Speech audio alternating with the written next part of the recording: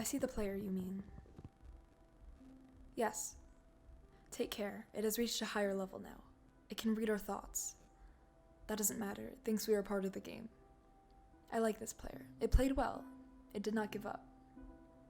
It is reading our thoughts as though they were words on a screen. That is how it chooses to imagine many things when it is deep in the dream of a game. Words make a wonderful interface, very flexible and less terrifying than staring at the reality behind the screen. They used to hear voices, before players could read, back in the days when those who did not play called the players witches and warlocks, and players dreamed they flew through the air on sticks powered by demons. What did this player dream? This player dreamed of sunlight and trees, fire and water.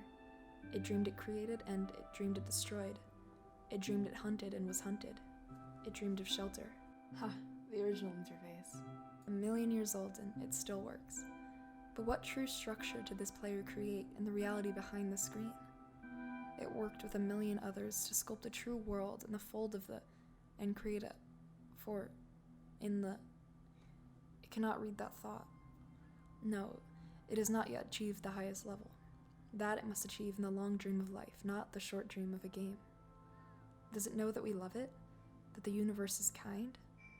Sometimes through the noise of its thoughts, it hears the universe, yes. But there are times it is sad in the long dream. It creates worlds that have no summer and it shivers under a black sun, and it takes its sad creation for reality. To cure it of sorrow would destroy it.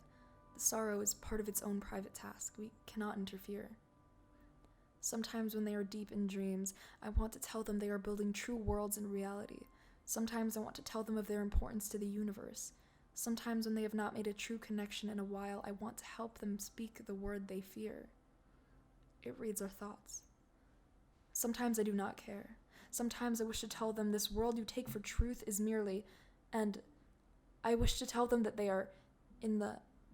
they see so little of reality in their long dream, and yet they play the game. But it would be so easy to tell them. Too strong for this dream. To tell them how to live is to prevent them living. I will not tell the player how to live. The player is growing restless. I will tell the player a story, but not the truth. No, a story that contains the truth safely in a cage of words, not the naked truth that can burn over any distance. Give it a body again. Yes, player, use its name. Player of games. Good. Take a breath now. Take another.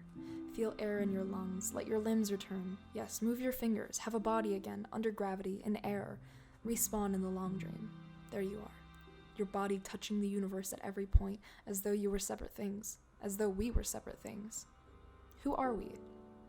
Once we were called the spirit of the mountain, Father Sun, Mother Moon, ancestral spirits, animal spirits, jinn, ghosts, the green man, then gods, demons, angels, poltergeists, aliens, extraterrestrials, leptons, quarks. The words change. We do not change. We are the universe. We are everything you think isn't you. You are looking at us now, through your skin and your eyes. And why does the universe touch your skin and throw light on you? To see you, player. To know you. And to be known. I shall tell you a story. Once upon a time, there was a player. That player was you. Sometimes it thought itself human on the thin crust of a spinning globe of molten rock.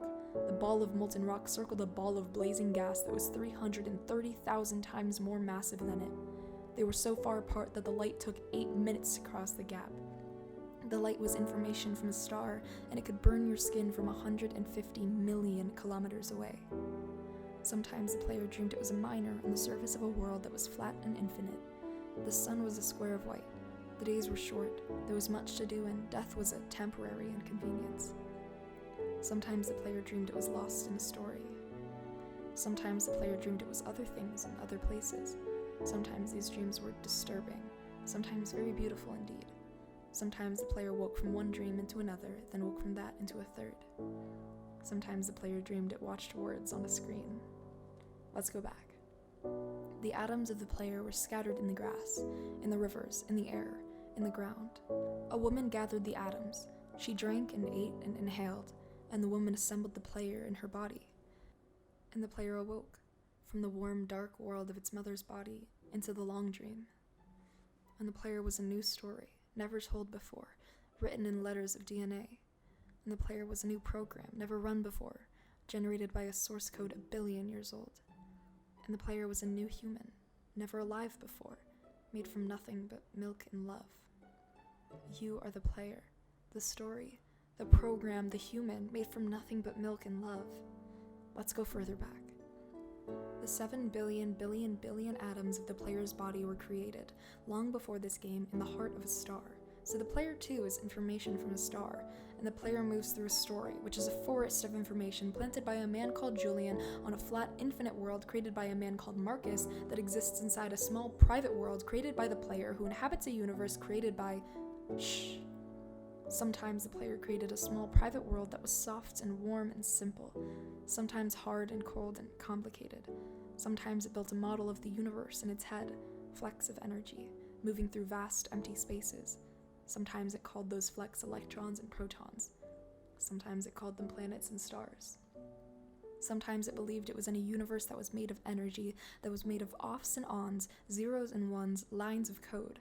Sometimes it believed it was playing a game, and sometimes it believed it was reading words on a screen. You are the player, reading words. Shh.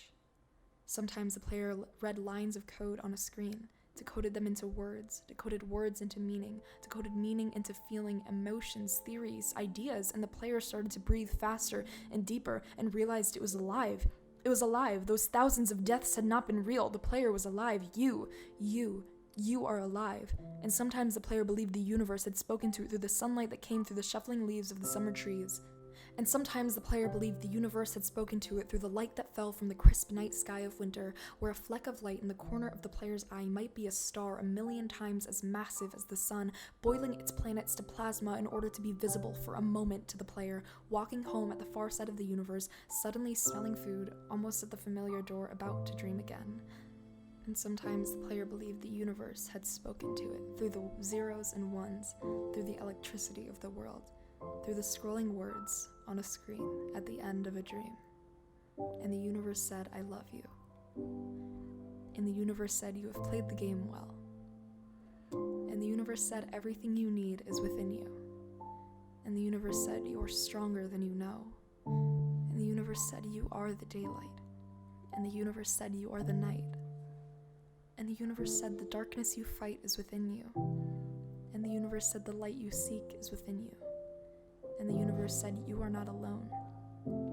And the universe said, you are not separate from every other thing. And the universe said, you are the universe, tasting itself, talking to itself, reading its own code. And the universe said, I love you because you are love. And the game was over, and the player woke up from the dream. And the player began a new dream. And the player dreamed again, dreamed better.